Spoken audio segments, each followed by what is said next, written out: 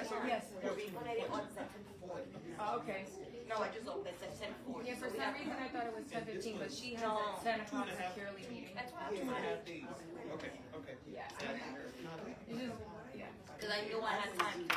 Oh, okay. I think when we were in the meeting. But Viviana, I drove, so I still have to bring you back for the meeting. Walk. If there was some snow out there, maybe. Look. That's good.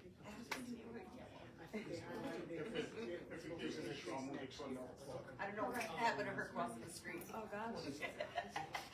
Their parking lot looks good.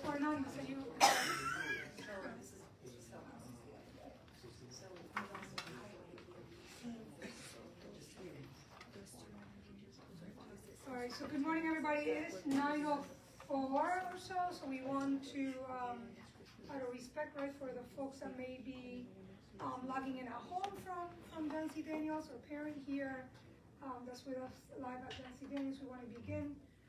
I want to thank our hosting principal, Dr. Haka, who's in the back, and all of our principals who are here today. You're gonna get a lot of attention today. We're gonna answer all the questions that you have. So you get to have all of our attention. Let's jump right in.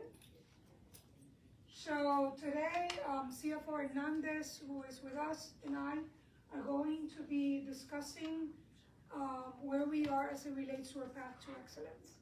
As a reminder, just want to remind people that this is the plan that we built together back in the spring of 2023-24, where we collected the voice of internal folks, external folks, to really think about what is it that we want to provide for our students. From that process, we developed this 5-year plan that is called our Path to Excellence. It highlights, it's very explicit about what is it that we believe in terms of our core values. And I want to start with that piece first. We are saying that regardless of what happens, what we believe in New Haven is the fact that we want all of our students to have equitable opportunities. Right? We have about a little more than 18,000 students that we provide for, and we want to make sure that everything that we do at the end of the day is grounded on the fact that we want every child to have equitable opportunities. We also want to make sure that we are setting high expectations for every child. It doesn't matter at what stage they enter. We want to set the expectations here so that we know that children can rise if we set those expectations high. We also believe in a process of working together, making sure that we are collaborating in this work, and ensuring that we have partnerships, not only with our families, but with the community, those around us, because we know the work cannot be done alone. And at the end of the day, we're in the business of education, and we believe that a lot of this work has to be centered on always seeking to be better at what they do, at what we do. And that is what we mean when we talk about continuous improvement. Where are we now? How can we be in tune and in touch with the best practices out there so that we can adopt those, continue to be the best that we can be to provide for the kids that we are serving. And that we want to make sure that we're holding ourselves accountable, everyone who works in the system accountable, everyone that is part of the district accountable, from inclusive of students, right, teachers, families, people who work here, that it has to be all grounded on accountability. All of this is done because we want to make sure that kids who come in, and again, you just shared with me that you have a pre-K3 child, that's at Jancy Daniels. So from the moment they walk in, we want to make sure that we are doing our best, because all of it is meant to prepare children so that when they leave us, when they graduate in 12th grade, that they are ready, right? They are ready for what's ahead. Whether that be that they want to go on to college or whether they want to go straight into career, we want to make sure that we are doing the best to prepare them. So, as part of that process, when we drafted the plan, we also talked about how will we know? How will we know if we are getting there, if we are making progress? So when people ask, well, how is NHPS doing? I cannot base that answer on, oh, we're doing great, because we feel great. And if we feel that, oh, we're not doing great, it has to be grounded in the goals that we set for ourselves and what we are saying that we are going to measure against to then be able to say, with clear data, this is how we are doing. So when we developed the plan, these were the goals that we are saying as a community are things that are important to us, things that we're working towards. And this represents the markers that we want to hit by the end of academic year 28-29. So that is why we are saying by 2029. So we're going to take a moment to lift some of those. First, it starts with our youngest learners.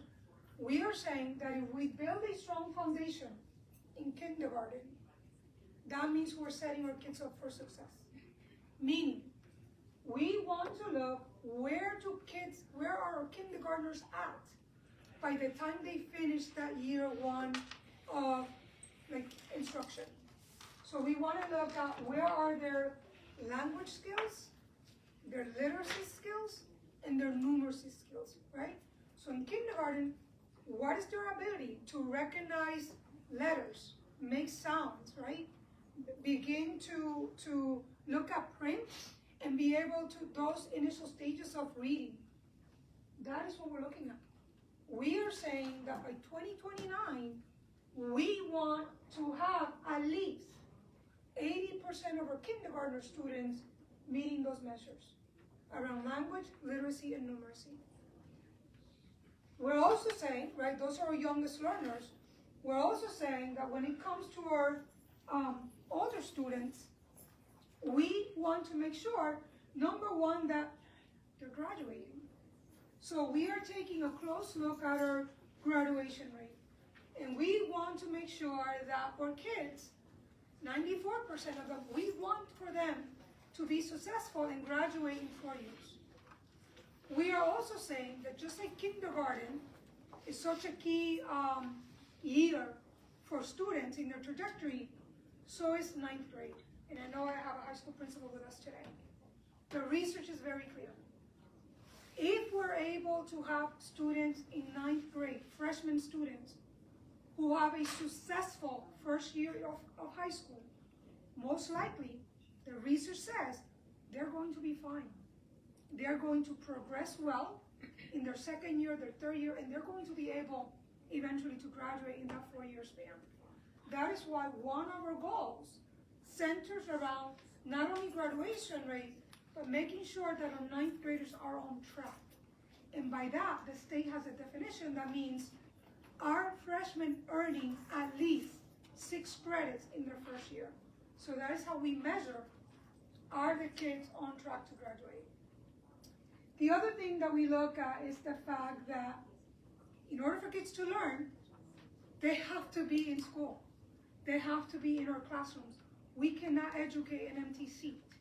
So there's a lot of work happening to ensure that kids are coming to school and that they're not chronically absent. Absent means any child that misses 10% or more of the academic year. So in Connecticut, kids are expected to be in school, mandatory 180 days. So if a student misses 18 days, chronically absent, that is a sign that that child is going to struggle. Because again, they're not fully engaging and accessing the instruction that they need. So we have a goal to make sure that we are decreasing our chronic absenteeism rate, and we want to be at 20%. The other pieces that we're looking at is that we also administer assessments every year to see, are the kids learning, right? How are they learning in reading, in writing, in math? In the elementary grades, we use the state assessment, which is called Smart Advance. And every student, 3rd grade through 8th grade, mandated to take that test. And by the way, we're getting ready to administer that test fairly soon. We look at that test and look how are the kids performing in that test. But what we do is often you hear about proficiency. How many of the kids are proficient? We don't look at proficiency. and yeah, let me back up.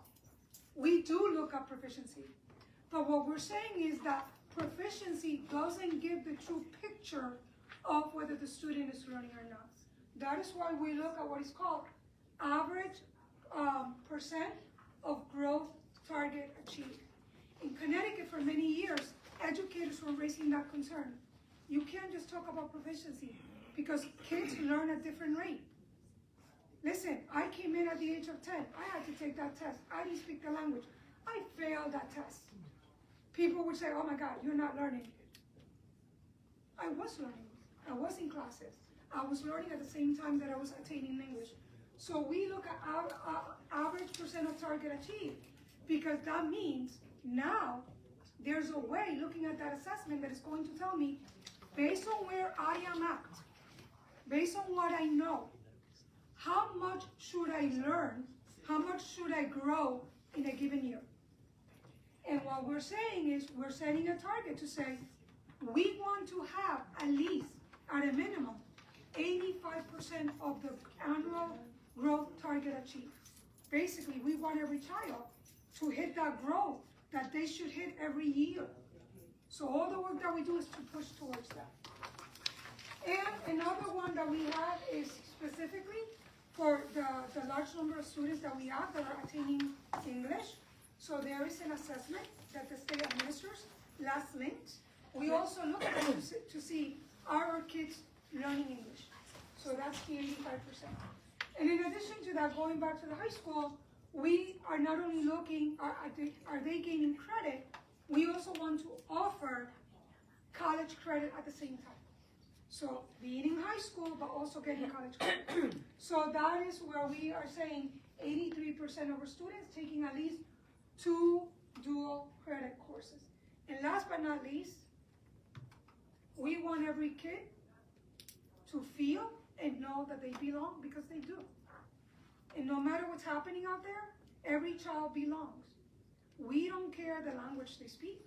We don't care their color, whether they're rich, whether they're poor. It doesn't matter. Every kid belongs. So we're working very hard to ensure that as an entire system, all of our schools are creating a culture and a climate where kids feel that. They feel this sense of belonging, and we want to be at this 85% by the time we hit 2029. So I know I took a lot of time on here. The reason I take a lot of time here is because at the end of the day, everything that we do is about this. This is the work. So when things get crazy, and I would say things are crazy, just turn on the TV. We have to remain focused that this is the work that we are doing to do right by our kids. So, in addition to those goals, and we set goals and action plans every year, I also, as a superintendent, work with the Board of Education to ensure that in addition to those, I also have my own goals that I'm working towards. So in year 1, you may remember, I named chronic absenteeism and literacy as my personal priorities as well. Again, in addition to the path to excellence. Second year, I named school culture and climate. And this year, I named continuous improvement because we have to continue to learn and get better at what we are doing. And today, specifically, working in that plan, we invited you to come to this conversation that has to do with this priority. Right? We're working on 4 priorities: teaching and learning, family and community partnerships, culture and climate, but also operational efficiencies. And the reason we named that a priority is because we know we are a large district. We serve a lot of students. There's a lot of need. And for a long time, we're also in a district that doesn't have a lot of resources. And this means that we recognize that we want to operate in a way that we are maximizing and being efficient with everything that we do have. So that is why we name this as a priority. And one of the strategies inside of that priority is that we want to advocate, we want to work together to advocate to make sure that we're not only advocating for the resources, but that we are aligning all of our resources to make sure that we get at equity. We serve over 18,000 students in 40 different buildings that are open. We cannot have the haves and the have-nots.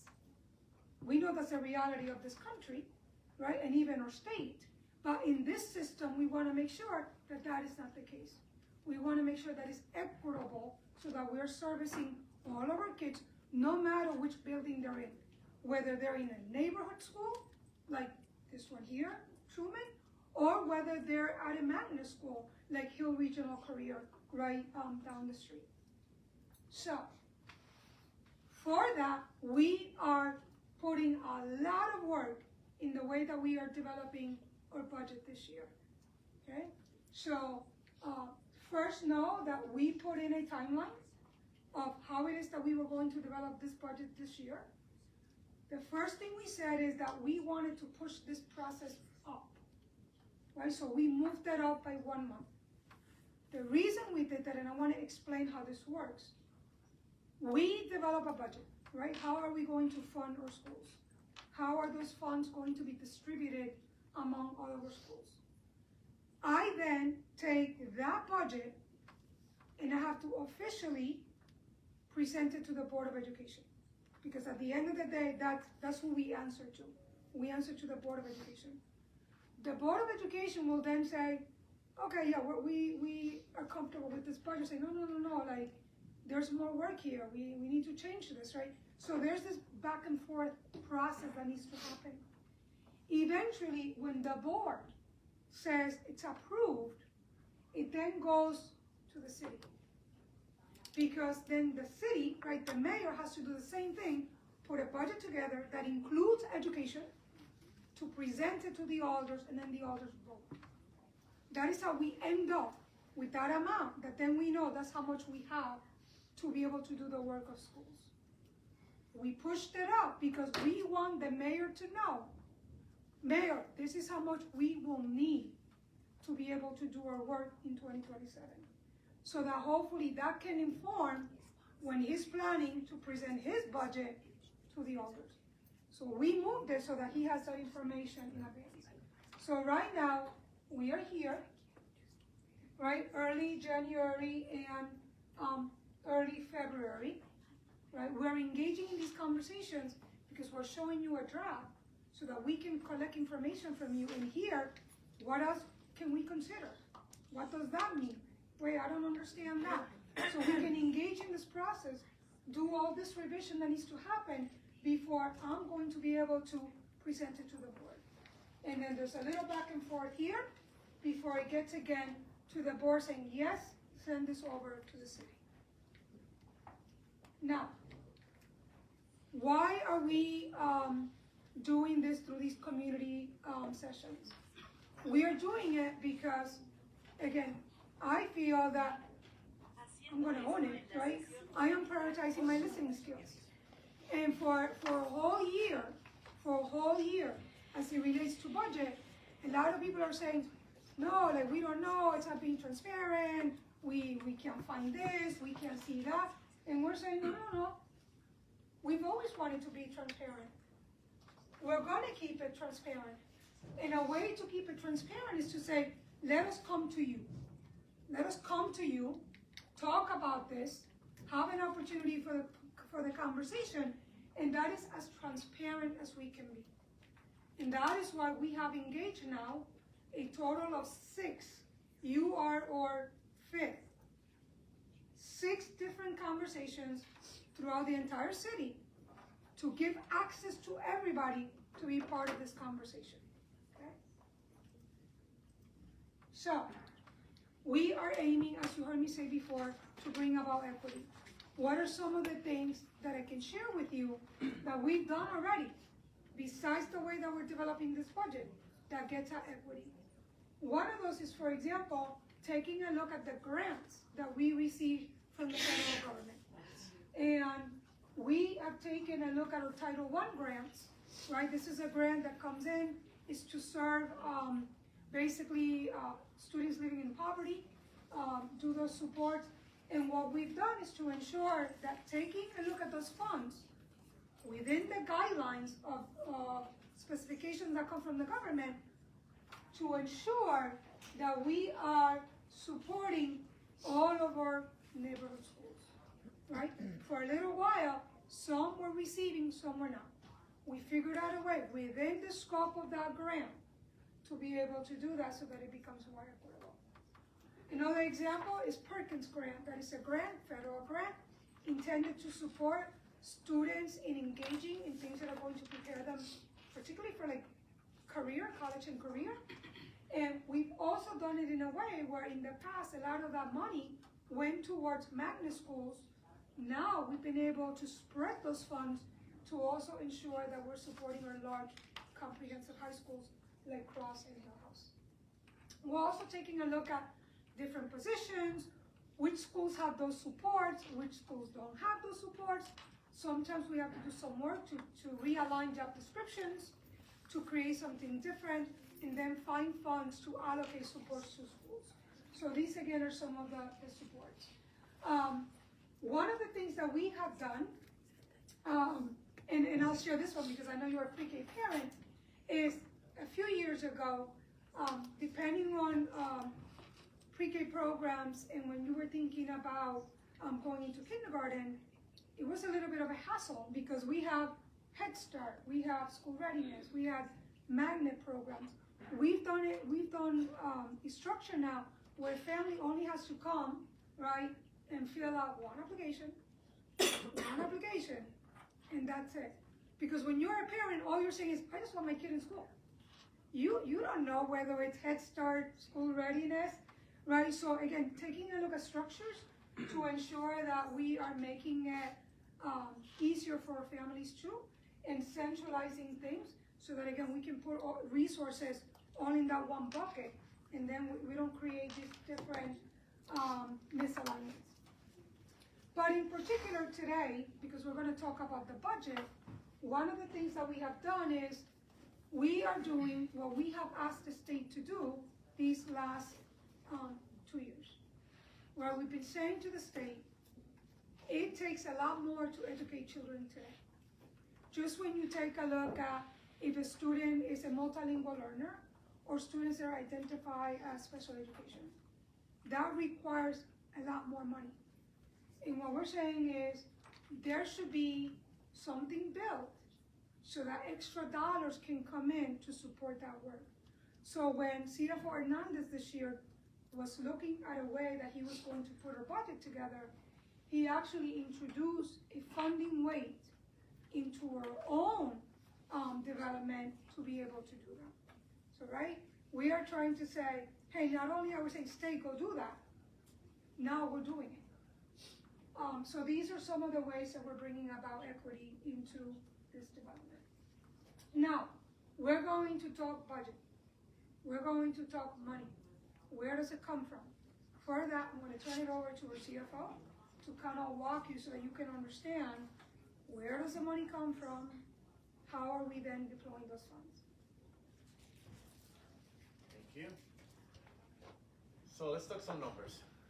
But before that, let me just give you a very high level kind of visual of one of the components of how we get the budget together, or where the funding is coming from. So this visual shows you a very simple way to look at the biggest chunk of our budget, which is the combination of the ECS grant and the local contributions. ECS stands for Education Cost Sharing. This is the funding that comes from the state. You will hear, you have, and will continue to hear a lot about this, right? Because this is the big ask that we are all, constantly asking the state to look at. Because there's a formula that calculates how much the state gives to the schools. The way it works is that the state gives the ECS grant to the municipality, so in this case, the New Haven City Hall. They take that money. They also put their local contribution, so the city puts their own money as well, and those two combined goes to the school. That's a very simple way of looking at least at that component of the funding. The ECS grant is a very complicated, complex formula. It has a lot of different weights. It has a lot of different factors that they take into account. I just looked at it, when was it, yesterday, 2 days ago. I got the information of exactly the whole formula for New Haven, how it's calculated. and I almost wanted to cry because of how complex and how difficult it was. And I saw a lot of opportunities there, right? So that was my take. I saw that formula and I was like, okay, this is super outdated. The foundational amount per student is $11,525 per student. That doesn't even make a dent in the reality in how much it really costs to educate our students. $11,525 per student. That's the foundational amount that the ECS grant has. That's the same number that they have since 2013. So 13 years ago, they said 11,525 sounds like a great idea. By the way, it wasn't even backed up by any particular research or study or data. They just came out with that number because it just sounded good, right? 11,525, that's the number. In 2013, that's the same number in 2026, 13 years later. Nothing costs the same from 2013 as it is in 2026 at all. So the number has stayed the same. The formula has stayed the same. The weights have stayed the same. They have not really touched that formula at all. So we're going to talk a little bit more about that as we go through the slides, right? Because it's important to understand exactly how that works. The city has been able to increase their contribution year after year. For the last 6-7 years, there's been increases, right? 2 million here, 3 million there, 5 million there last year. They have been trying to keep up with the inflation, trying to keep up with the increase of cost.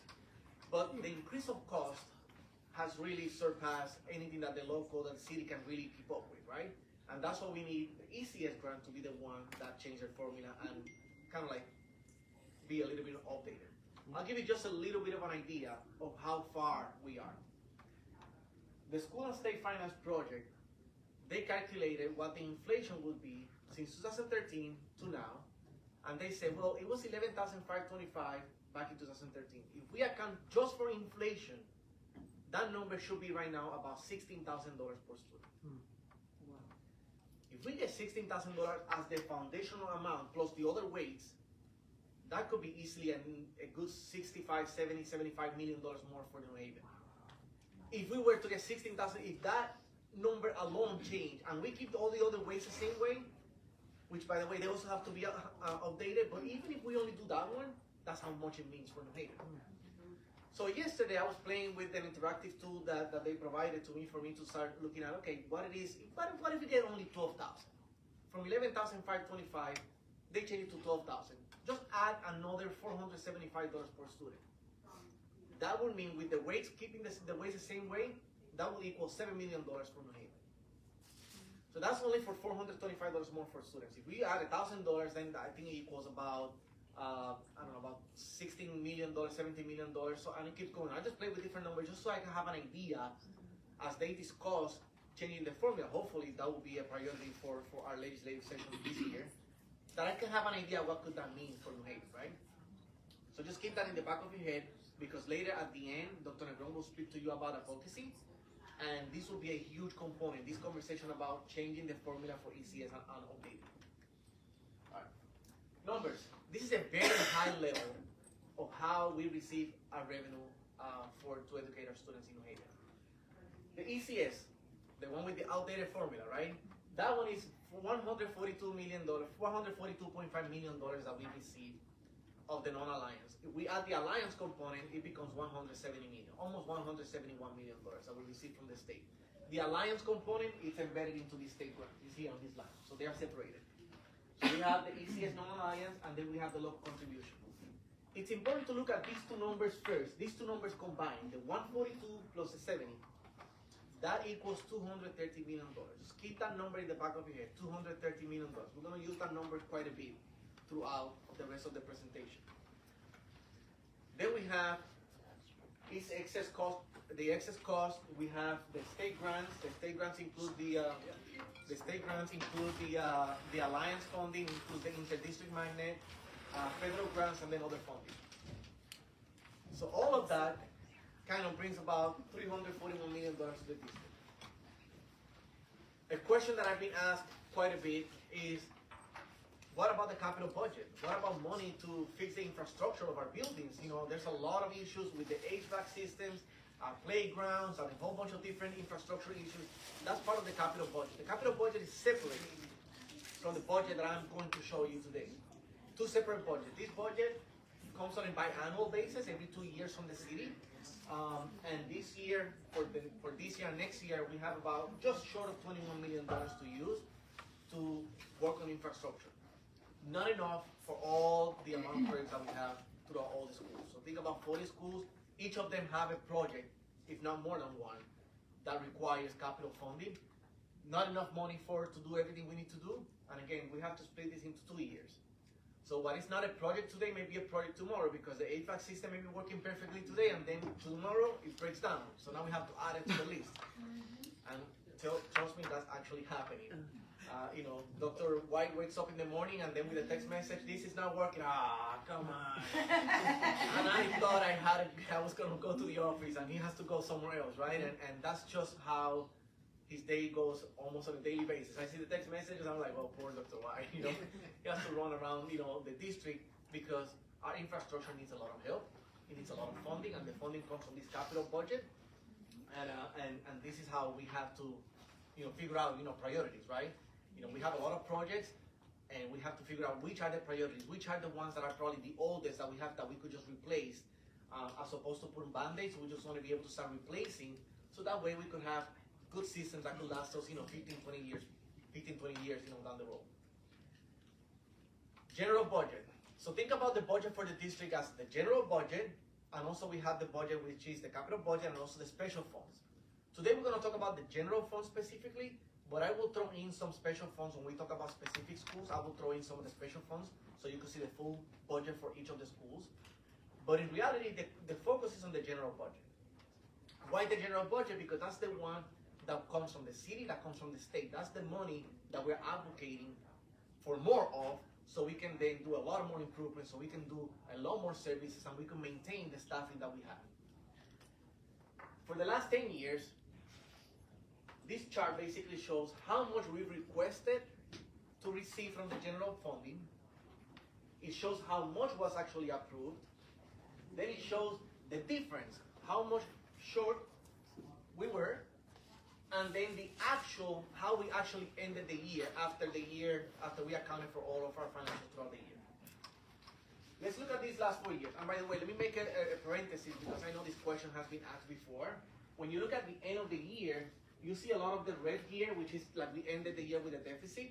And then you see this chunk here in black, which is 91,000, 47,000. When we're talking about millions of dollars, this is not a lot of money, but it is still in black, which means that we ended in a positive.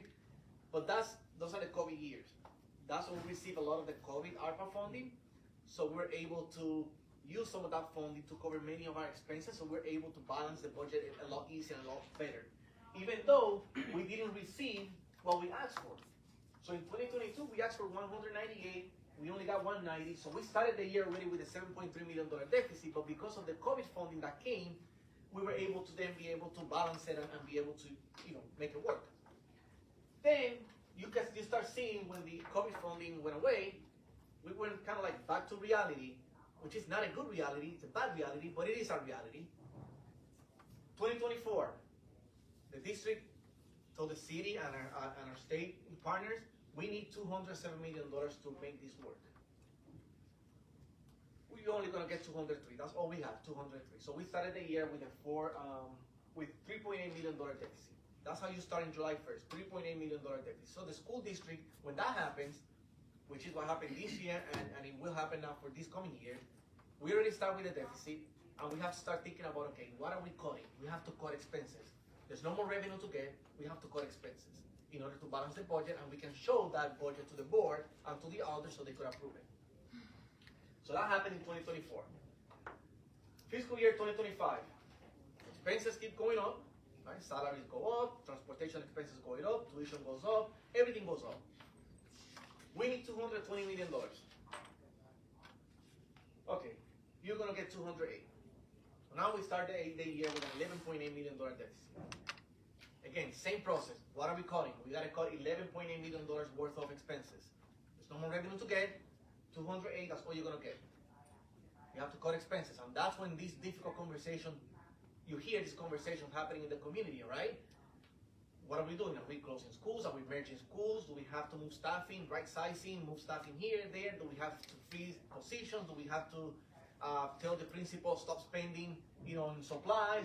What are we doing in order to cut expenses? Do we have to merge department? Do we have to get creative on how we can cut expenses? 2026, this year. This was my welcome to New Haven kind of. $231 million.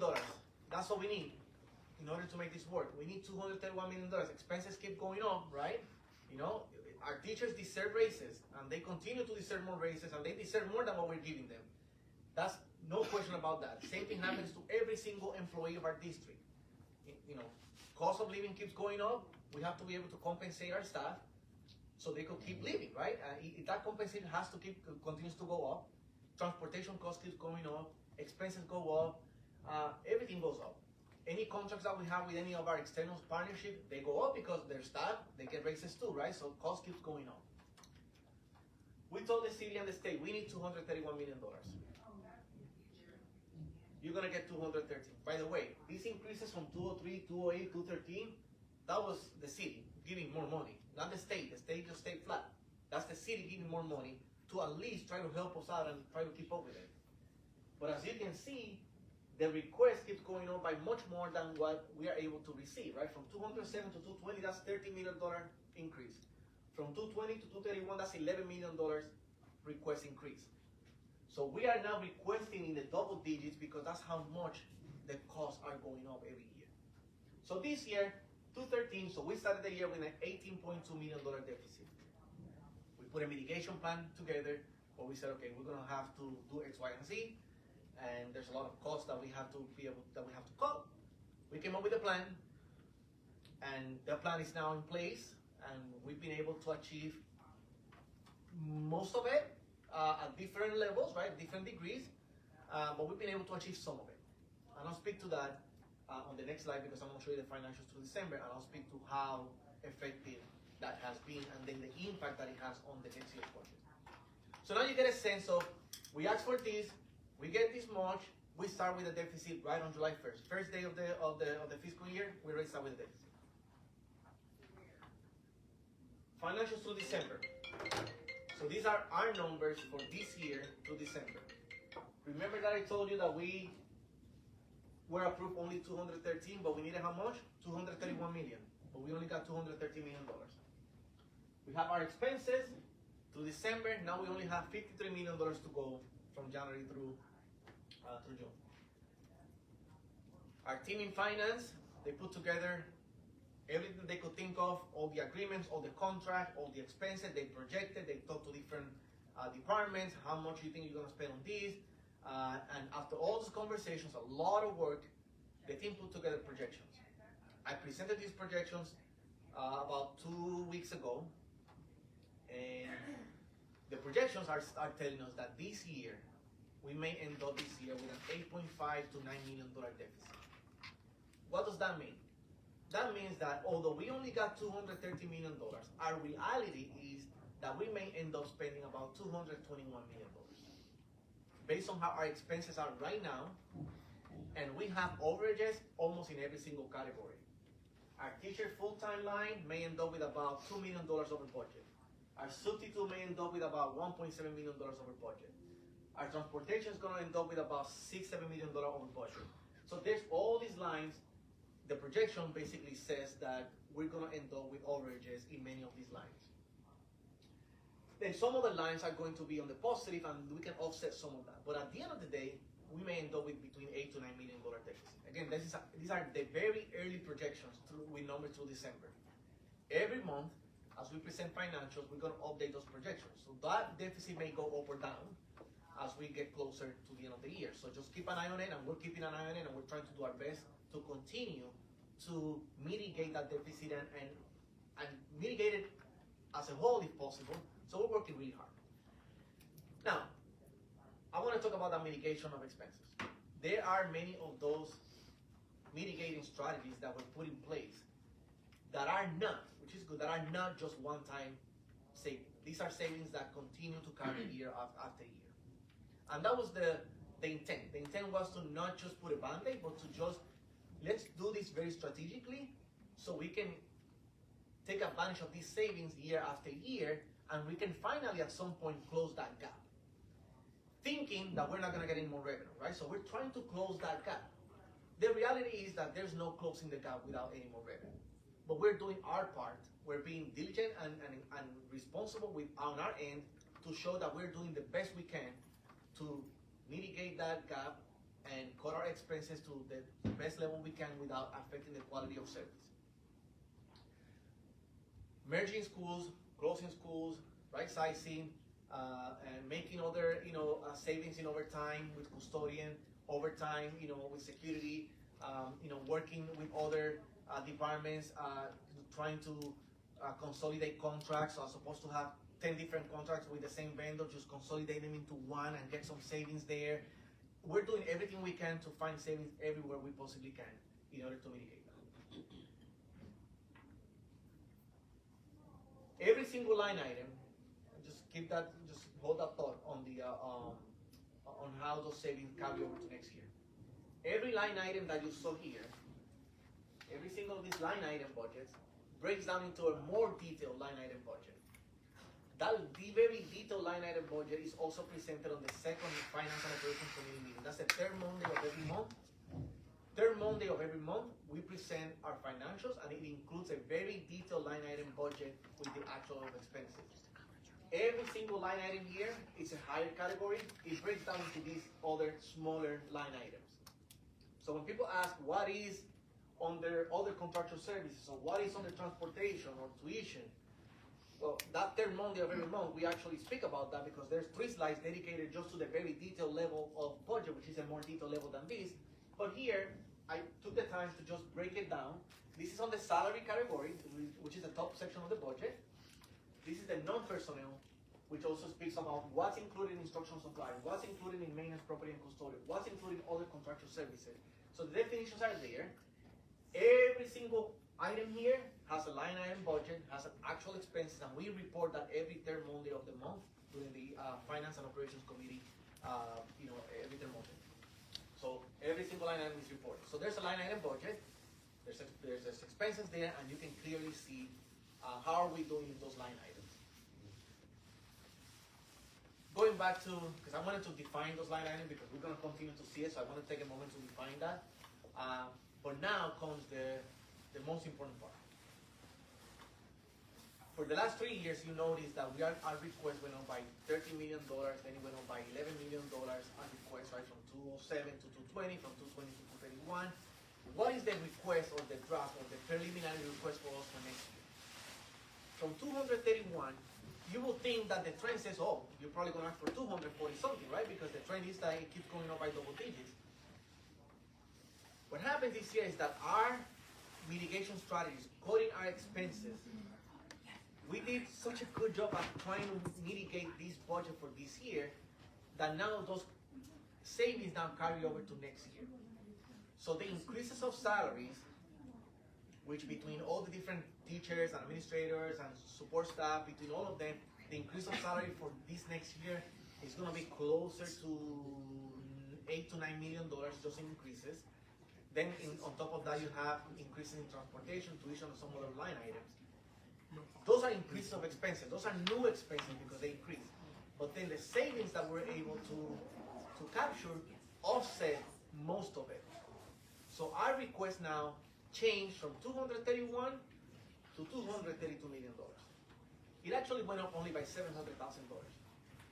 So our savings helped mitigate the increase of cost for this year. Now that particular situation, it's only going to happen this year. It's not going to continue happening in future years because there is no more cutting. We cannot find anywhere else where we could cut more expenses to the level of being able to offset the increases that will come in future years. It just happened this 1 year. So this is the 1 year that we were able to level our request. The reality is that the district needs $252 million in general funds. But as opposed to other years, this year, what we did is that we looked at every other funding that we received, and we were able to maximize that funding. These are special funds. We were able to look at that early on now, before even the year begins, and we were able to say, we're going to be able to use some of this funding to cover these expenses. And we map it out early on, as opposed to waiting until the end of the year to figure out, okay, you know what, we have extra money here in special funds, let's use it to cover some of this funding. Again, based on the parameters of that grant, based on the parameters of what that funding is allowed to be used for. So what we did this is that we did it at the beginning now, before, in the budget process. We started determining, we were making those determinations early on. Why we're doing this? Because one of the calls that we received was for us to be transparent. So that transparency made me think about, okay, you know what? We're not gonna wait until the end of the year to come up with solutions. We're gonna try to provide the solutions now in the budget process, because when I go out in the public, I wanna be able to say, we did everything we could. We looked at every special fund that we think we're gonna get, we maximized it, we were able to grab funding from here, there, to be able to get these $250 million down as much as possible. We're maximizing everything we could possibly maximize. And now, we're left with a request of $232 million. That's the least we need to keep status quo, to keep everything we have the way we have it. Same number of staffing, programming. If we want to keep everything the way we have it this year without adding anything new, we need $232 million right now.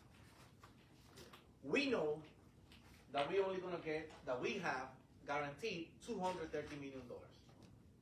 So right now, at these early stages of the game, we know we have an $18.9 million deficit already to start the year. Again, we're early in the process, so there's still a lot more conversation that will happen after the month. But right now, that's my starting point. You saw how last year we asked for 231, we got 213, so we started with $18.2 million deficit. When you look at that chart,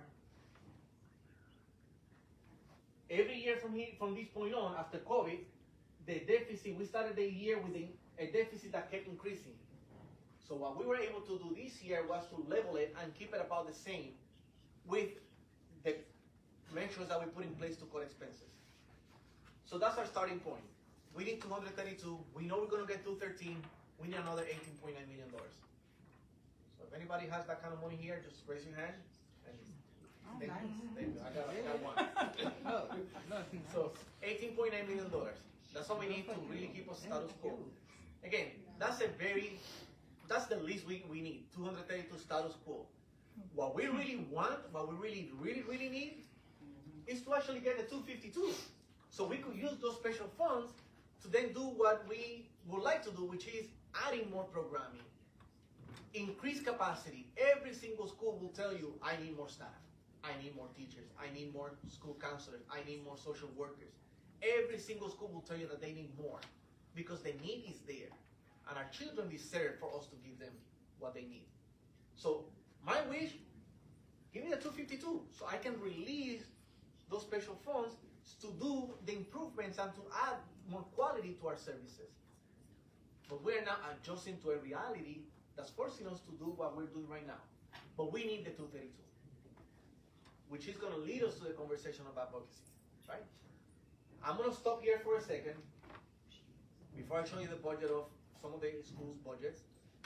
And I want to ask if there are any questions about the budget, because this is a lot of numbers. There's a lot of backup documentation that gets us here. So I know that sometimes it's hard to understand how do you get to that number and why this and why that without looking at this backup documentation. But I'm here. I can answer those questions. And if I don't know the answer, there's a person that knows the answer back there. Tonita and Michelle, they are back there. What I don't know, they know. And they know more than what I know, so they are right there. So this is the time to ask any question that you may have about the budget. How do you get to that number? Why it increased? Why it went down? Whatever questions you have. Before we go and we talk, and I'm going to talk about Truman a little bit. I'm going to talk about John C. Daniel, Truman. I don't have Hill Central with me today. Oh, I do actually. So you have a child in Hill Central. Tú tienes en Hill Central y tienes en Truman, ¿verdad? Los dos. Y lo hablamos en español, pero hablo de eso un poquito ya mismito. And then we'll get to there. But any questions about the overall budget for the district? We have questions at the end, but it really now is fresh in mind, so let's do it now. Yes. Thanks. I think I understand, but I want to make sure. The gray column, that's like that's the dream, and then the one to the right of it with the request is keep it the same. That's a great way to look. That's a great way to say it. Yes. Okay. But But this dream actually it's based on the actual needs and the data, right? Absolutely. I want to make sure that we use the word dream. It's not like, oh, it's a we wish. No, it's a data informed It's dream. data driven, right? Okay. This is really what we need. What I really need to cover, for example, the teachers full time, I really need $105 million. Based off of the staffing guidelines that we developed over the years? No, so that's why I wanna add. Oh, So okay. I wouldn't call the grade the dream, Okay, because the grade becomes the midpoint, right? Because Got it. that's leveraging the special funds. okay, So that would be, hey, release the pressure on the special funds so that then you can allow for more innovation. The dream would be if we lay the staffing model on top of it. got it. If we were to lay just the staffing model, as you know, the staffing model in itself is about another $30 million. Okay, So you're probably looking at probably 290 type of budget. So that's not even the dream. okay. Thank you for that question. Yeah, no, it's just because the without adjustments I was trying to get a little Yeah, bit deeper and into that. it's a good question because I have the opportunity to make this much larger, right, and tell all different scenarios, right? But the intent of the forum was to get us to a point where we have a number that we can start advocating for and progressively get there. Yep. But that's a good question because there's other levels, right? But yeah, this is I hope that answers your question. Absolutely, thank Okay, you. perfect. Any other questions? Yes. I'm new to this, so. Me too. The deficit, so what happens with that? Great question. Mhm. That's a great question. I wish I could tell you that when there's a deficit, I just go home, take the money, and just bring it back and then solve it myself. But I just don't have that kind of money, right? Right. So this is what happens.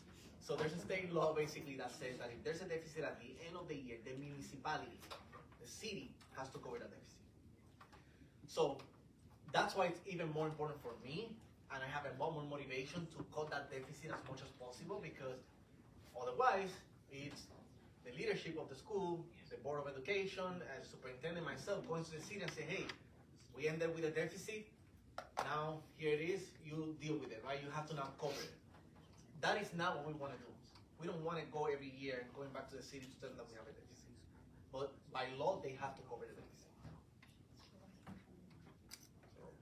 So not only they give us a contribution, but then they have to give some more at the end to cover the deficit. So, and that's a burden to the taxpayers, so the residents of New Haven. So we definitely want to be responsible with our taxpayer dollars, and for us to just simply say, well, the city's going to cover it, so we don't care. That is not acceptable. That is not an option. Because that affects our residents, and then just less people that want to come to New Haven, less people that want to buy properties in New Haven, and that is not acceptable. Any other questions? Right, so I'm going to go and talk a little bit about some of the school budgets. I'll be fairly quick. I don't even know what time it is. 9:56. Okay. So and then Dr. Negron will just take over after that for the rest of the conversation. Truman, we do have Truman. Can I click here? No? Okay, no, maybe here. There it is. Oh, there you go. For some reason I cannot do it here, so I'll do it over here. Alright, CFO Hernandez, I would recommend that you start with like the staffing. yes. Yeah, do it on the. You gotta do it.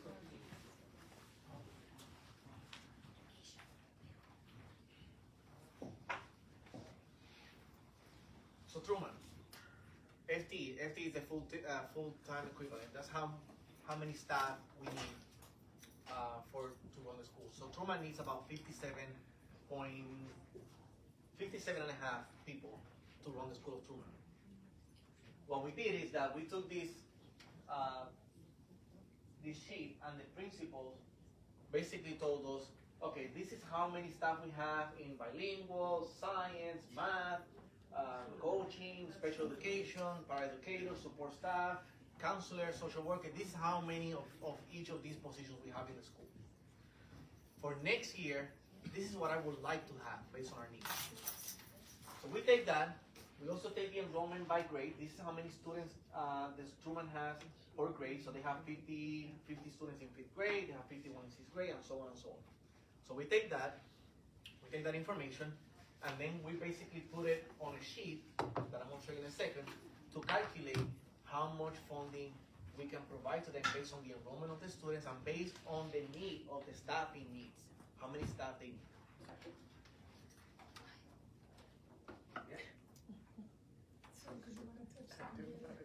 From the general fund is $2.1 million that we distribute across all the different schools.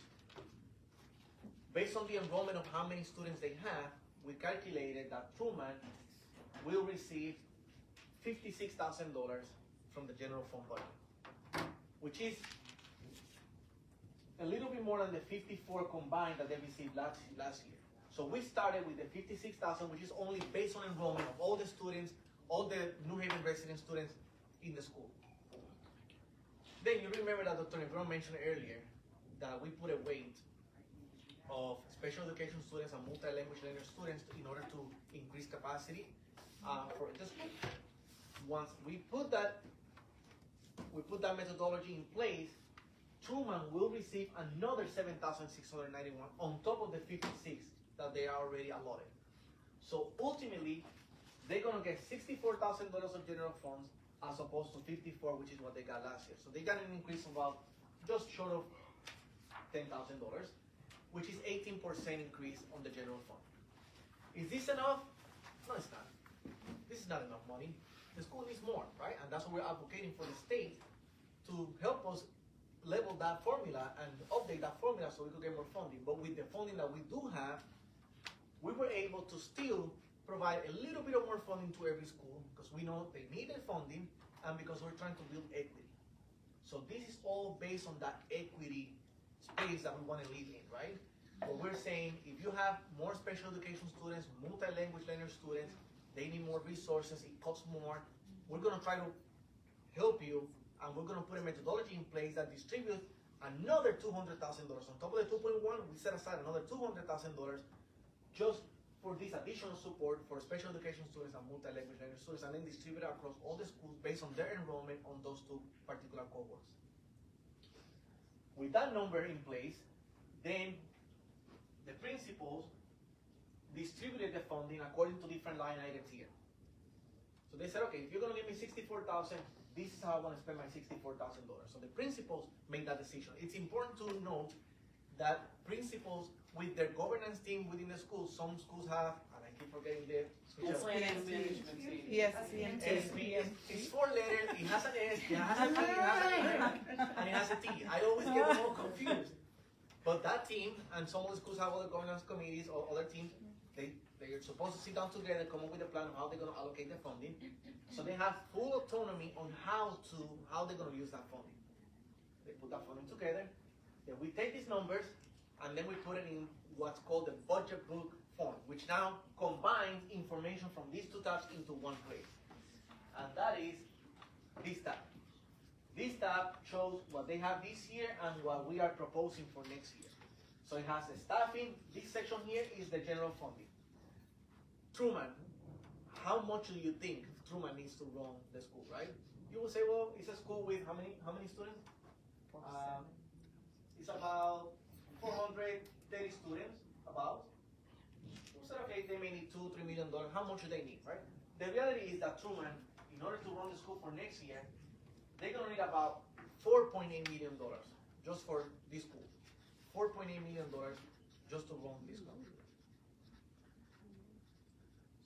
And we have 40 schools, and this is a school with only 400 something students. There are schools with a lot more students, right? So $4.8 million. Out of that $4.8 million, almost 3.6 comes from the general fund budget.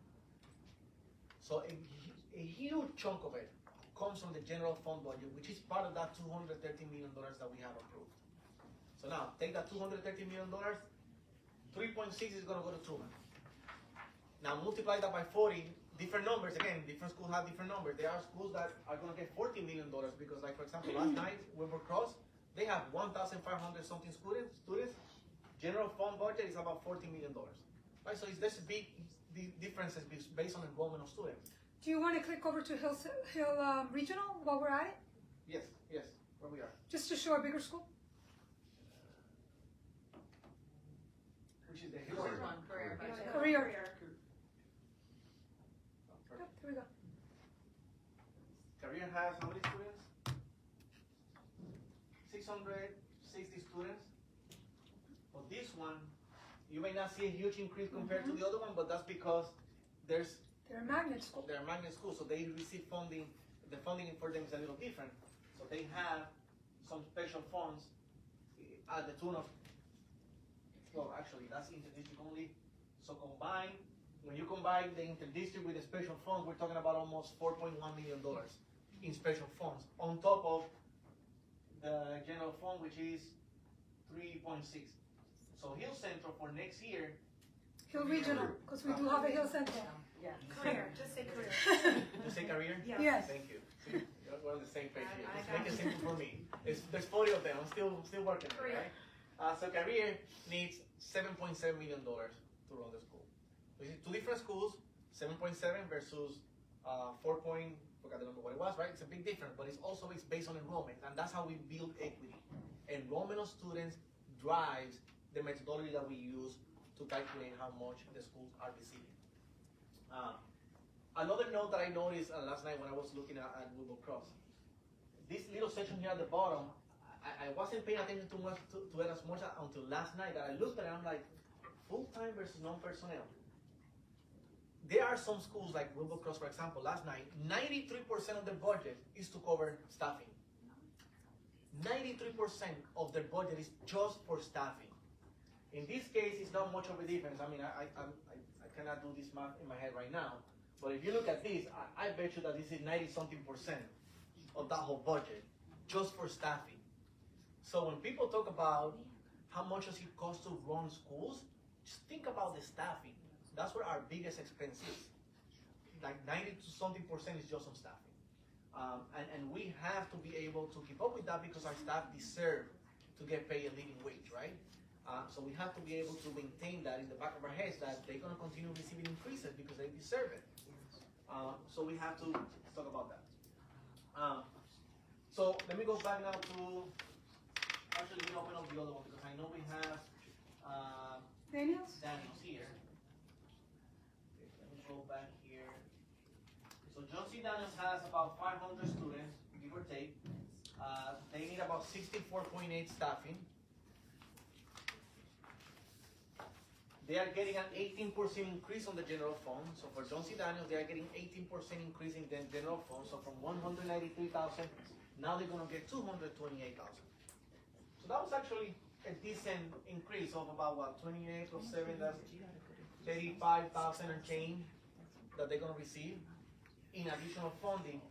Some of it came because of the interdistrict magnet went up by $25,000, but even before that, they still receive an increase of about $10,000. Again, broken down by line item, the principals make the decision of how they're going to allocate the funding, and then we took that funding and then we moved that to the bigger budget book here. And here you can see at the bottom that this year to run John C. Daniels, we needed almost $4.9 million to run John C. Daniels. 4.9. For next year, we need 5.1. So we need an additional $248,000 to run John C. Daniels. The same way, without adding anything new, just with what they have, status quo, we need almost another $250,000 for John C. Daniels. That is the story of every single school. Every single school requires a little bit more funding in order to keep status quo. That's what makes up that additional $18.9 million that I'm saying that we need to run the district. Because every school requires a little bit more. And when you start looking at the line items, a good chunk of that increase comes because of staffing. If you look at, for example, certified staff, we need another $108,000 just to pay our staff, our certified staff. When you look at the staffing as a whole, just from the general fund is $121,000. So out of the $250,000 and change, 121, just almost half of it is just so we can cover our salaries for our staff. And then you can see the differences on the other line items. So it's very clear, very transparent. It doesn't get any more detailed than this as far as understanding where this $18.9 million deficit comes from, we can actually show it and tell you it's because there are been increases in these particular line items in these particular schools. But the story is the same across all the schools. They all need increases. It's just a matter of how much for each school. And that's the story of the school. I'll stop now and I'll open up for questions about any specific school, whether it's John C. Daniel, whether it's Truman or Hill, and then just ask any question en español, me pueden preguntar lo que te dé la gana, y lo que no sepa yo me lo invento y caemos bien. Pero va a sonar bien, lo que te voy a decir va a sonar bien, créeme. Y entonces pues tenemos esa conversación, and then we just have that conversation, and then we can move on to Dr. Negron, who's going to finish up with another piece of the conversation. Any questions about the schools in particular or the budget? ¿Alguna pregunta del presupuesto, de la escuela? ¿También? Ok. Por si acaso, ¿usted no tiene 18 millones ahí? ¿No tiene 18? No, ok. Está bien, por si acaso, por si acaso. Okay, perdón. All right, so, good. So I'll now switch back to Dr. Negron so she could continue the conversation about the feedback and the survey and some of the other components. Take us back there. Again, so you heard us talk about, right, how it is that we're approaching this development to ensure that we're getting at equity, right? The resources that we have are very limited, but we have to make sure that we don't create the situation of the have and the have-nots. Make sure that we have a way to distribute the resources. I'm trying to remind folks that this opportunity to do these community sessions isn't the first time, right, in this process that we're saying, we're coming to you as our stakeholders to hear from you as to how it is that we should be approaching it. Want to remind folks that we started with the survey that launched back at the end of November, where we were asking the question, right, as we are developing this budget, what key factors should our district and community address together to advance achievement and equity for every student? So just want to remind folks, and thank you, because we did have about 1,900 people who participated in that survey, right, that let their voices be heard. This is the breakdown of the people that participated, and what we heard, right, we use Thought Exchange, that's an AI tool, takes everything, it does an analysis for us. Basically what we heard, when we looked at all of those responses and ideas, what people are saying is, we want equity in resource distribution. We know that there's not a lot, but we gotta have equity. So there's a rhyme and reason as to how it is that we're putting out the resources out there. In particular, we heard funding and resources, staffing and compensation, making sure the schools have the people that they need, that they're compensated for their work. They also talked a lot about the facilities, right? You hear a lot about our buildings. They also talk about the instruction, right? How are we teaching? Do we have what they need? And also talked about what supports are we providing for our kids, both on the academic side and our behavior and emotional side. So that was the essence of what 1,900 people, a good representation of our community, is saying. In addition to that, we also want to hear from our own kids, right? Because at the end of the day, we have all opinions, but they're the ones experiencing the situation. And they're saying, we want a balanced school experience. We want to be balanced. And in particular, they're saying that we want to talk about our school environment, right? The culture inside of our buildings, our facilities, where it is that we are doing the learning. They had a lot to say about food, a lot to say about food. They want to be healthy. They want healthy nutrition. They also talked about equity and resources. So even our own students understand, right, that we don't want to have these disparities between the schools that have the resources and the ones that don't. They had to say a lot also about bullying and behavior. They say things that when we know kids are not being kind, we want students to take responsibilities, families to take responsibility, kids to be held responsible, right? But also that it be done with dignity, right? It doesn't mean that we're gonna lock people up. That's not the approach. These are still children and in development, and that is also a way of teaching. And they had a lot to say about they want to see us continuing to invest in extracurricular opportunities. And then you, when we just filter the data from what parents had to say, community had to say, you are saying, we know we're in this challenging situation. We want to have greater collaboration. Like, we want to be engaged in this. We want to be part of the solution. Thus, that is why we are engaging in going around doing these series, coming to you so that we can engage in that face-to-face and hear your thoughts and ideas. And in particular, you are also saying staffing and support. You're also talking about the facility, the fact that many of our buildings need serious renovations. You're also talking about the funding and the resources.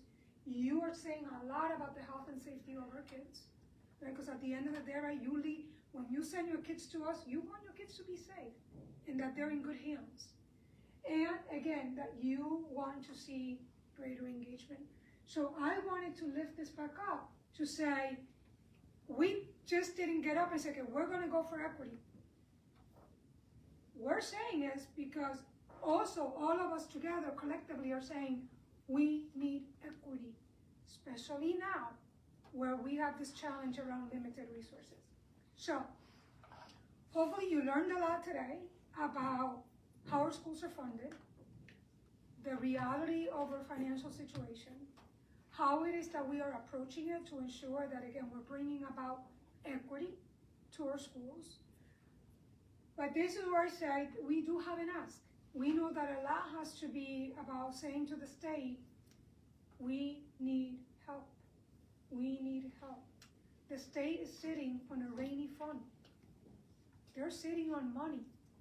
Your money, our money, because we all pay taxes. They're sitting on money. And we're saying it is time to be able to do more and support the schools. And we're not just talking about New Haven. We're talking about every other school in the state because we are all in the same space where we're feeling the crunch of inflation. So we ask to please join us in advocating to the state. Here's a QR code, very quick form. It takes you less than 5 minutes where we're gonna collect your information, your name and your contact information to say, are you interested in helping us, right? And it could be through like letters that you get to submit to talk about your experience as a family, your kids and how your kids need more. Or it could be when we are gathering groups together to go up to the Capitol and say, hey, we are here, we're advocating, so you can join us in that effort. So that is what this QR code is. We all have phones. You can kind of grab that. And hopefully you can help us with that. This is a picture of our kids when we went last year up to the Capitol. And last but not least, the other piece is if you have ideas, now that you heard what the complexities are, now that you know this budget is based on keeping status quo, pretty much, how we can make this conversation even more accessible in being able to fully understand. We ask that you fill this out to give us those ideas on how we can continue to get better at what we're doing. So with that, we are at, what's the time? 10:17 with 13 minutes to go, because we said we would end at 10:30. Any other questions that you have? Or that our principals have here? I know we have Principal True here from Career High School and Dr. Haka from Truman. I just know like the legislation session is starting now and there's a lot, the rainy day fund, as you really pinpointed accurately. My big question is on the early stages of this legislation is I'm wondering out loud, as an educator being in it close to 30 years, how else besides our community coming together and presenting to our legislature and our representatives, what other ways can we really sound the alarms that this is a sense of urgency? And that's one, but also two, because of our great efforts that we've done last year, we continue to do on a daily basis, I'm wondering out loud, where is it? Do we have any kind of sense of where it is on their docket as far as ordered about discussion points as the legislation session just opened up? I think it was yesterday. Yes, if I'm sir. not mistaken. So what I did here with the legislative session opening yesterday, what I am optimistic about is that I heard that the Senate, in the bills that they're introducing, they are looking at doing something about the foundational amount. So that gives me hope, right? Because you heard CFO Hernandez mention, even if you increase that by $425, even if you increase that by 1,000, right? New Haven stands to receive more revenue, that we need to close the gap. That made me very optimistic to know that the Senate, right, is saying, yeah, we want to do something about it. We are hearing, and I think that comes from hearing, from everybody lifting their voice to say, we have a problem. We have to change it. So I was here on a high, optimistic about hearing about the Senate. The House hasn't put their bills out yet. I think they'll probably be out in about a week or so. But then I read the press release on the governor's proposed budget. And our governor pretty much said, not gonna touch it. So I think it has to be, I think the opportunity is now, right? If the Senate is saying, we hear you, it's a problem across the entire state, we have to do something. How do we continue the momentum, right? So that they feel, the Senate feels like, yeah, they have all these people, right? Behind that, the backing, to then really like put the pressure to say something has to happen with that foundational amount. So I think the opportunity is here. I agree. Yeah. I agree. So in terms of the advocacy part and our families and how our families play such a big role on this, Yes. what is our timeline? Because we only have 3 parents here and, Yeah. and a few others that our Yeah. lunch ladies do that have children. Came in, I saw them Right. come in, yeah. I think there needs to be an urgency in how can we leverage our families and the activities that we're going to be, we, us principals, in schools having throughout the year so that we can encourage more of our parents to really Yeah. let their voices be heard. So Dr. Haka, that's a great question. So again, we're introducing this now, but what we want to do is disseminate again this QR code to all of our schools so that every opportunity that you get, you're putting that in front of families to say, listen, join the effort, join the effort, join the effort. We need to have a mass of our families doing the same advocacy, right? So I think it's really through this and getting them engaged, because before you know it, the session will be over. So we have to take opportunity of it now, that the session open now. When is it over? Um, Or approximately, Is it- not May. May. So May. from now to May, there needs to be a big. We gotta do it now, right? Okay. Because Yeah, now. those bills Right, take time, now. right? So To there, go through the layers. there's an important component, right? When you look at the legislative session, timing is extremely important, right? So we have to keep an eye on when some of these proposals come out, and that's when you have to go, right? If you wait weeks after that, We don't have until May. they've That's already what I'm moved- hearing. They've already moved So on. we don't have till May. No, they already move on to another topic, right? And they start creating these subcommittees. We want to be ahead of those subcommittees. So when they create these subcommittees to now. study whatever they need to study, we're already in front of them. And that's why it's important that as soon as we start seeing the intent, that we mobilize our people, because that's when they create the subcommittees, we're already right in their faces, right? We're already there, and that's extremely important. That's And what that's creates the why pressure. we are collecting this info. Okay. So then we can sort of like organize, right, and take advantage of those opportunities. I do also want to name, right, we did say that we are very appreciative of the local government, because as you saw, they have continued to increase their contributions. And I know that we're saying we have to do more with the state, but at the same time, I also have to say, there are more local opportunities that we have to do too. There's more opportunity that we have to do at the local level as well. Take, for example, right, we have our partners, our friends over at Yale. Yeah. Lots of money, right? Where we feel they could be doing more. And that maybe we can tell the alders, yeah, we're appreciative that you have increased but take another serious look. And maybe you could give a little more, because we are in a dire situation. Okay? Any other questions? But with that, I realize everybody's busy. We really, really thank you for coming and joining us today. And please, please, please spread the word. Spread the word. All right, folks, thank you. Thank you. And Dr. White?